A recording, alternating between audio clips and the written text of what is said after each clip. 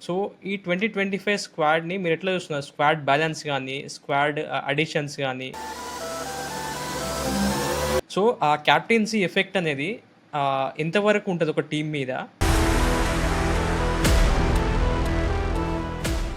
Hello guys! Telugu cricket lovers అందరికీ Crick Risers Hyderabad ఛానల్‌కి స్వాగతం. మనందరికీ ఇష్టమైన ఐపీఎల్ పండుగ రానే వచ్చింది. ఒక పాడ్‌కాస్ట్ చేద్దామని జెప్పేసి అనుకోనుండే. సో, ఈ పాడ్‌కాస్ట్‌కి ఈరోజు ఒక స్పెషల్ గెస్ట్‌ని మనం ఇన్వైట్ జేసినాం. సో, ఈ స్పెషల్ గెస్ట్ గురించి చెప్పే ముందు రీసెంట్‌లీ నా ట్విట్టర్ హ్యాండిల్‌లో నేను అడిగుండే అన్నట్టు. ఎవరిని పిలిస్తే బావుంటది? ఎవరిని మీరు చూడాలనుకుంటున్నారు అని. So, most of the people అన్న పేరే మెన్షన్ జేసి ఉండే. సో, ఇంకా ఆలస్యం జేయకుండా let's welcome SKB shorts to our podcast. Okay అన్న. Welcome. Welcome to the podcast. So, first thing SRH గురించి మాట్లాడుకుంటున్నాం ఈ పాడ్‌కాస్ట్‌లో. సో, మన 2024 కోర్ అనేది రిటర్న్ అయిపోయింది. 5 ప్లేయర్స్ రిటైన్ చేసుకున్నాం. అండ్ న్యూ అడిషన్స్ కూడా జరిగినాయి. సో, ఈ 2025 స్క్వాడ్‌ని మీరెట్లా చూస్తున్నారు? స్క్వాడ్ బ్యాలెన్స్ గానీ, స్క్వాడ్ అడిషన్స్ గానీ ఎట్లా ఉంది? కంపీటింగ్ ఎట్లా ఉండబోతుందని మీరు అనుకుంటున్నారు? Squad is much more balanced. 2024లో కొంచెం బ్యాటింగ్ హెవీగా కనిపించింది. బ్యాటింగ్ మీద ఎక్కువ బాధ్యత అనేది వేయడం అనేది చూసాం విత్ రెస్పెక్ట్ టు స్కోర్స్ కానీ లేదా ఆడే విధానం కానీ లేదా బౌలర్స్ ఎకానమీస్ కానీ చూసుకుంటే. బట్ ఈసారి మాత్రం స్పిన్ విభాగంలో ఏదైతే లాస్ట్ టైం వెనకబడ్డారో, ఎందుకంటే మయాంక్ మార్కెట్ని పూర్తిగా ట్రస్ట్ చేయలేకపోయారు. విజయకాంత్ వ్యాస్కాంత్ దగ్గర నుంచి సరైన రీతిలో డివిడెండ్స్ అనేవి రాలేదు. సో ఈసారి దే గాట్ ఇన్ జాంపా. ఒకవేళ మళ్ళీ ఆ 4 ఫారినర్ దీనివల్ల జాంపాకి అవకాశం ఉండకపోతే ఏంటి అనుకునే నేపథ్యంలో ఉంటే కనుక ఆల్రెడీ తెలిసి రాహుల్ చార్.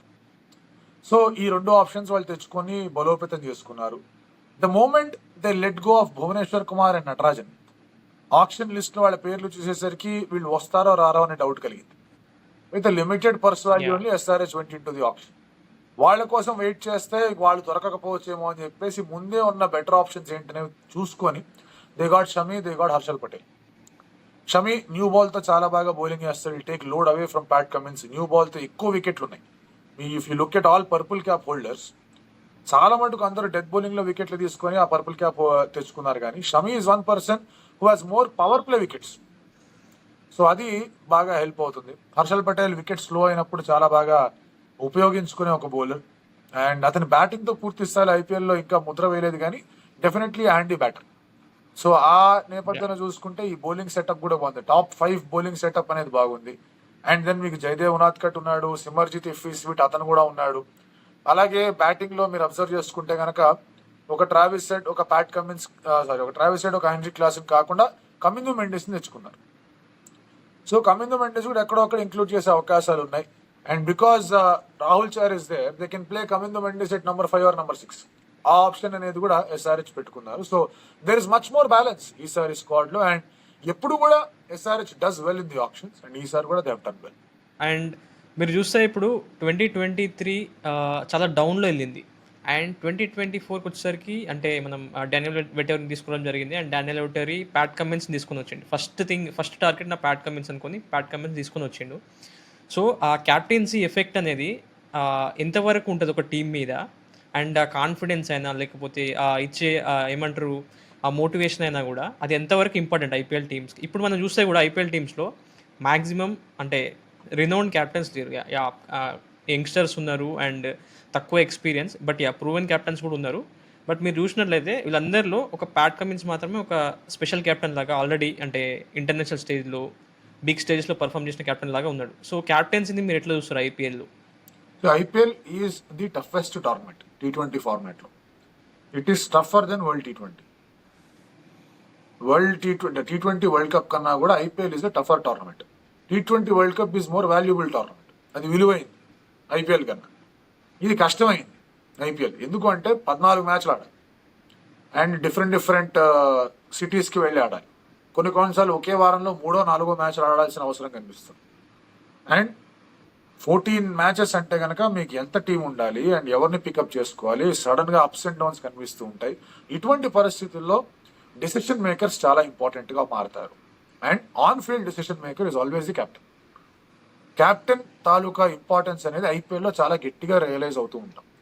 రీజన్ ఏంటంటే, ఒకటి ఎవరిని ఎట్లా యూటిలైజ్ చేసుకోవాలి, స్టార్స్ని ఎలా హ్యాండిల్ చేయాలి, యంగ్స్టర్స్ని ఎలా హ్యాండిల్ చేయాలి, ఎటువంటి రీతిలో ఆడాలని చెప్పేసి ఒక పాత్ సెట్ చేయాలి, ఇవన్నీ కూడా కెప్టెన్ చేతిలో ఉంటాయి.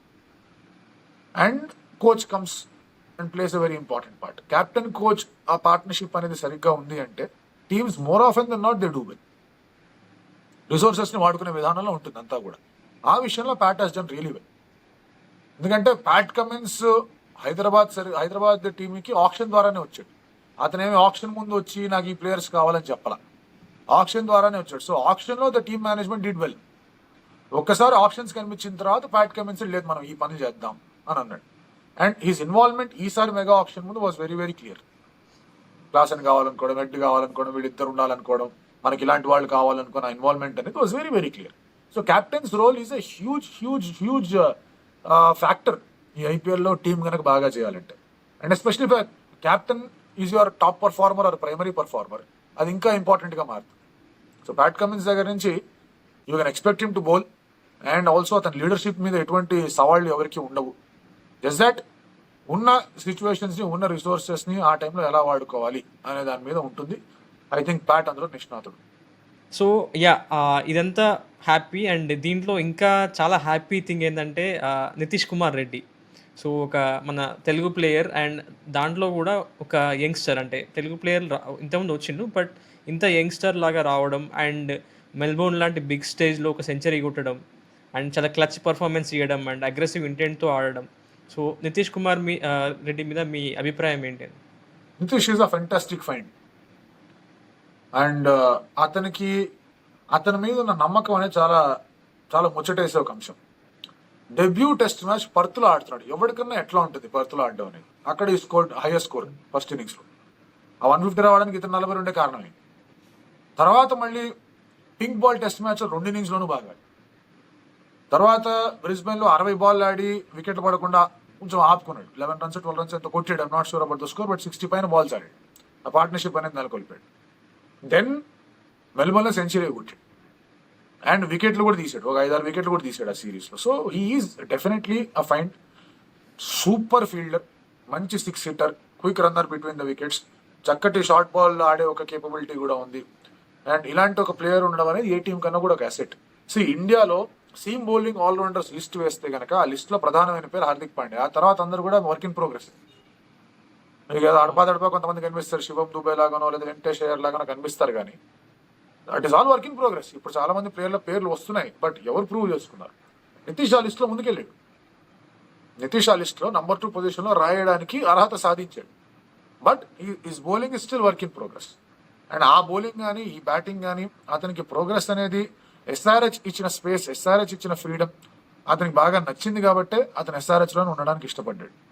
జస్ట్ ఇమాజిన్, ఇంత బాగా ఆడుతున్న నితీష్, ఐపీఎల్ అంత బాగా ప్రూవ్ చేసుకున్న Nitish, it is very easy అతను ఆప్షన్ టేబుల్లోకి వెళ్తే కనుక దీనికైనా డబుల్ అమౌంట్ వచ్చే అవకాశాలు చాలా గట్టిగా ఉన్నాయి.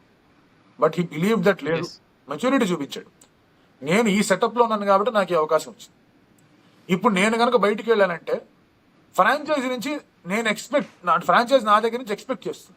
They will expect something out of me. ఇక్కడైతే కనుక they know what I will deliver. ఆ ఒక సెటప్ వాజ్ వెరీ ఇంపార్టెంట్. దానికి అఫ్ కోర్స్ ప్యాట్ కెప్టెన్గా ఉండడం, డానియల్ విటోరియా ఉండడం, అదే సెటప్ ఉండడం, ఇవన్నీ కూడా హెల్ప్ అయ్యాయి. సో ఫెంటాస్టిక్ డెసిషన్ అది యాక్చువల్గా నితీష్ కుమార్ రెడ్డి దగ్గర నుంచి. చాలా మంది అంటారు, అరే దీపం ఉన్నప్పుడే ఇల్లు చక్కదిద్దుకోవాలి, ఇవన్నీ చేసేసుకోవాలి, డబ్బులు రావు, కానీ professional cricket this no loyalty here. Problem is not loyalty.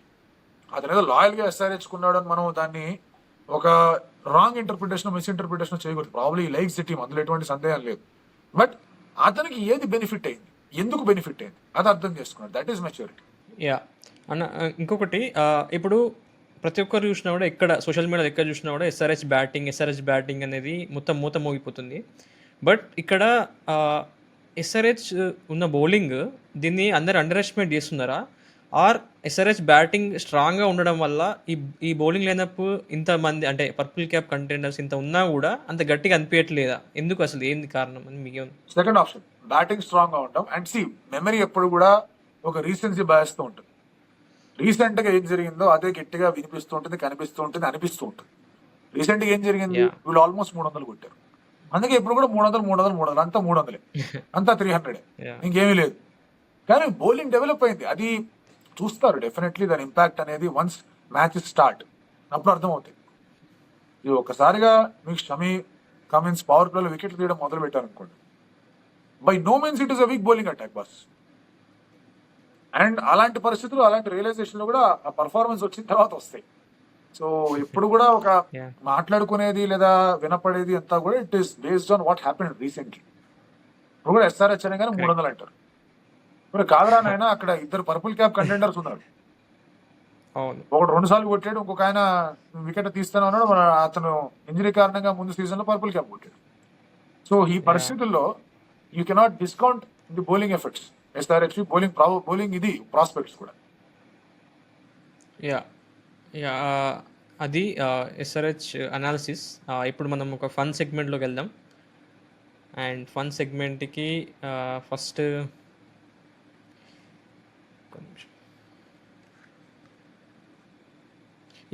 ఇప్పుడు మనకు ఒక క్విజ్ సెగ్మెంట్ ఉండబోతుంది. సో నేను ఆ ప్లేయర్ ఇమేజ్ ఇస్తా, ఆ ఇమేజ్ ఎస్కేబి అన్న గెస్ చేస్తాడు. Next player. రాకు Maharaj, Travis Head. Yes, correct. Next player. ఏ కోనే భయ్, కొత్తగా ఉన్నాడు కుర్రాడు. మెండిస్తా, కమింద మెండిస్తా. Next player.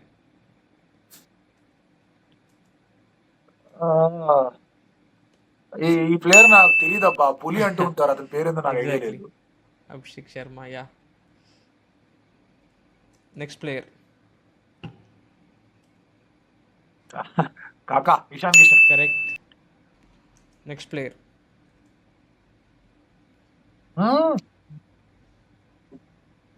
Rahul Chahar. Correct. Next player. ఇది అభినవ్ మనోహర్ సాధారణంగా. కరెక్ట్. Next player. చూడబ్బా, ఇది జాంపానా? కాదు కాదు కాదు కాదు కాదు. ఏ ఇది మనోహర్. తెలుగు తేజం. Nitish. Yeah, yeah Nitish. Correct. Last player.